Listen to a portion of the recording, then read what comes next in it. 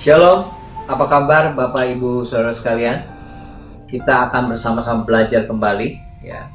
Ada dua masalah atau problem manusia yang seringkali ini menjadi penghambat untuk kita bisa menikmati hidup, untuk kita bisa mengalami yang namanya pertumbuhan. Yang pertama adalah berbicara tentang jati diri, siapa aku? Siapa sebenarnya?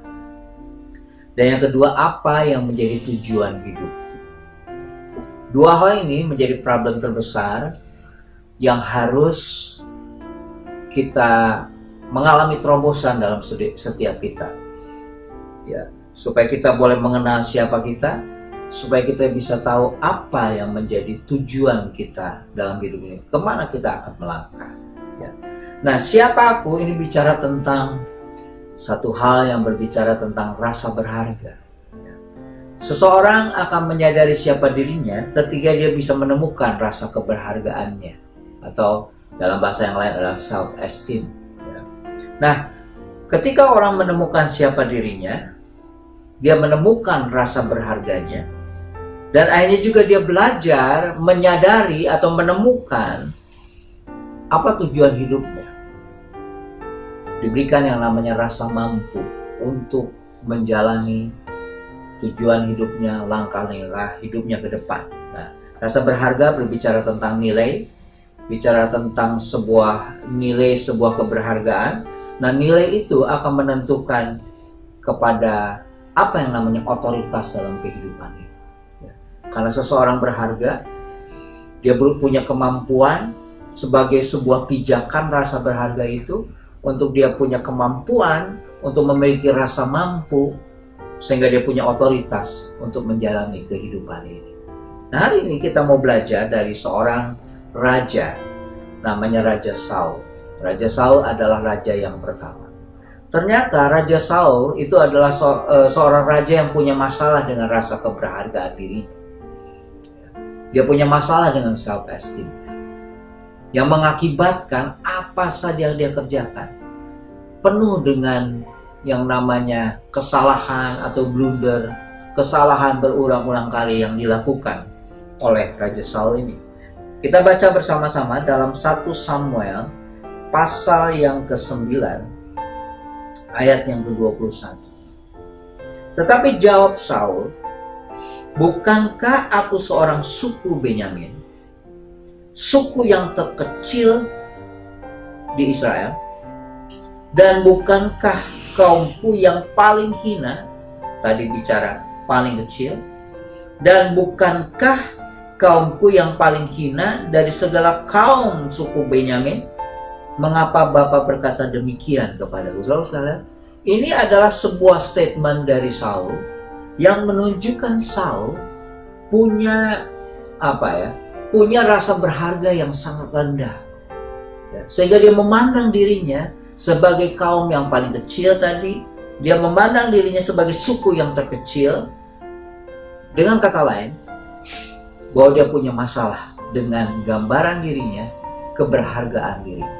Nah, paling tidak kita menemukan ada 4 hal yang berkaitan dengan Saul karena persoalan dengan keberhargaan diri. Yang pertama, orang yang bermasalah dengan rasa berharganya atau self-esteemnya akan selalu mengharapkan pengakuan dan pujian dari orang lain atas prestasinya. Dia berharap sekali sebuah pengakuan, sebuah penerimaan terus-menerus dari orang lain atas prestasi yang dia lakukan. Jadi ketika dia tidak mendapatkan ini, dia merasa nggak nyaman, dia merasa tertolak, dan itulah Saul. Yang kedua, orang yang punya masalah dengan keberhargaan dirinya, ia melakukan banyak sekali blunder atau kesalahan-kesalahan berulang kali. Ia melakukan di luar kadar wilayah otoritasnya. Dia melakukan yang bukan menjadi wewenangnya. Saul melakukan itu. Tindakan-tindakan yang kadang-kadang sangat bodoh. Yang ketiga,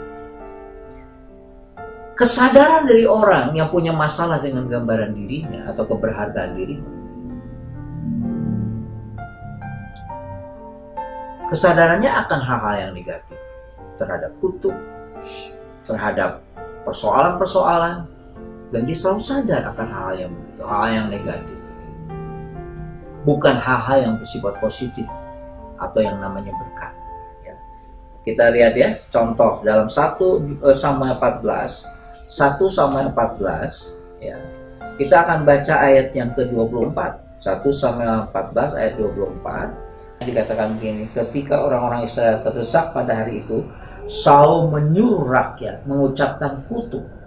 Katanya, terkutuklah orang yang memakan sesuatu sebelum matahari terbenam, dan sebelum aku membalaskan dendam terhadap musuhku. Sebab itu tidak ada seorang pun dari rakyat yang memakan sesuatu. Jadi saudara, dia selalu melakukan tindakan-tindakan yang bodoh. Kesadarannya adalah bukan kesadaran yang memberkati, selalu bicara kesadaran soal kutuk. Ya. Nah, orang yang bermasalah dengan gambaran dirinya biasanya tidak melakukan tepat seperti apa yang diperintahkan. Dalam hal ini diperintahkan oleh Tuhan. Tuhan memerintahkan kepada Saul untuk memancung atau untuk menyelesaikan Raja Agag dari Amalek. Dia tidak lakukan. Tuhan sudah menyuruh untuk seluruh binatang yang dimiliki, kambing domba yang dimiliki oleh bangsa Amalek, tumpas seluruhnya. Dia tidak lakukan. Dia pisahkan yang gemuk-gemuk, dia tumpas yang kurus-kurus. Artinya apa? Dia berpikir dengan yang gemuk-gemuk itu dia akan persembahkan kepada Tuhan. Padahal Tuhan sudah jelas, tumpas, binasakan seluruh binatang yang dimiliki oleh bangsa Amalek. Nah, saudara sekalian, di sini menunjukkan bahwa Saul tidak melakukan seperti apa yang Tuhan perintah. Nah, hari ini berkaitan soal rasa berharga.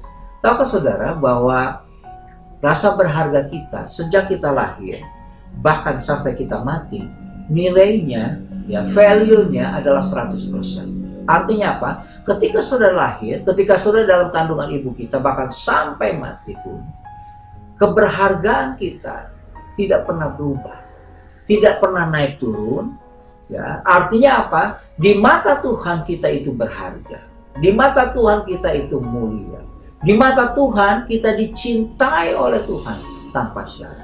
Jadi ketika saudara gagal sekalipun, ketika saudara melakukan kegagalan, kejatuhan di mata Tuhan, nilai saudara tetap 100%. Nah, tapi persoalannya, banyaknya kegagalan hidup kita atau banyak dalam persoalan-persoalan kehidupan kita seringkali menyerang rasa berharga kita, yang membuat kita merasa nggak pantas, merasa nggak layak. Tahukah saudara, ketika saudara merasa nggak pantas, saudara sedang mengalami low atau rendahnya tentang keberhargaan di saudara, saudara tidak punya kekuatan apapun untuk bisa menjalani kehidupan ini. Nah, berita baik buat kita, dari sejak lahir bahkan sampai mati, yang namanya rasa berharga kita tetap tidak pernah berubah. Ya, 100% tetap tidak berubah. Yang jadi masalah adalah kesadaran kita akan rasa berharga itu. Demikian juga Saul.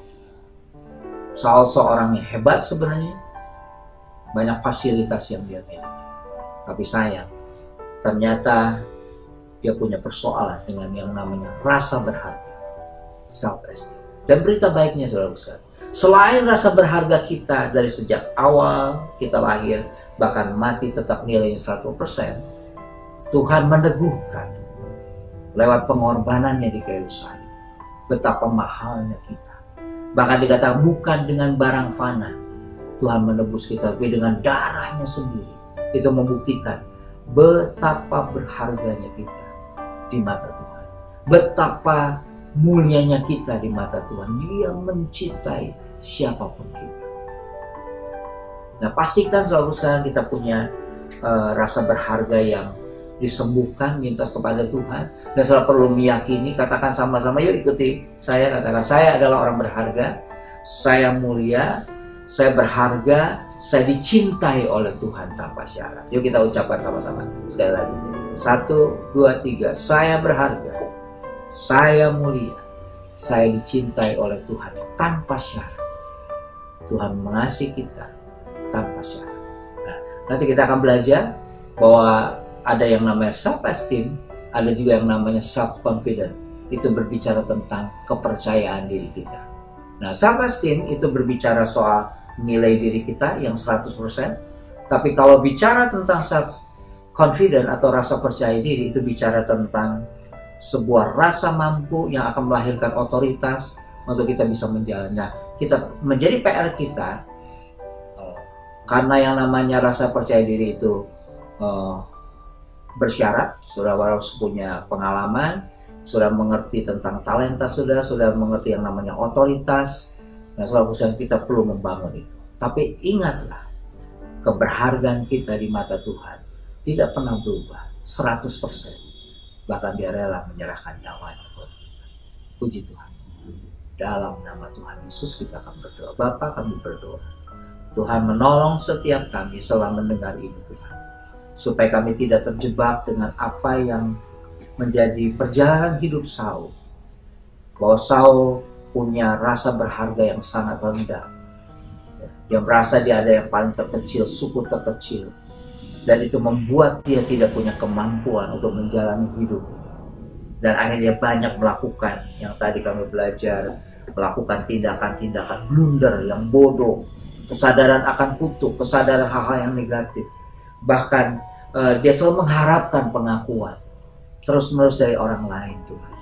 Tapi hari ini Tuhan, kami minta supaya terang-Mu menyinari hati kami, supaya kami bisa menerima kasih-Mu yang tanpa syarat itu. Menerima Tuhan rasa keberhargaan kami yang sudah Tuhan berikan dari sejak kami lahir, bahkan lewat pengorbanan. Terima kasih Tuhan, dalam nama Tuhan Yesus. Haleluya. Amin. Tuhan memberkati.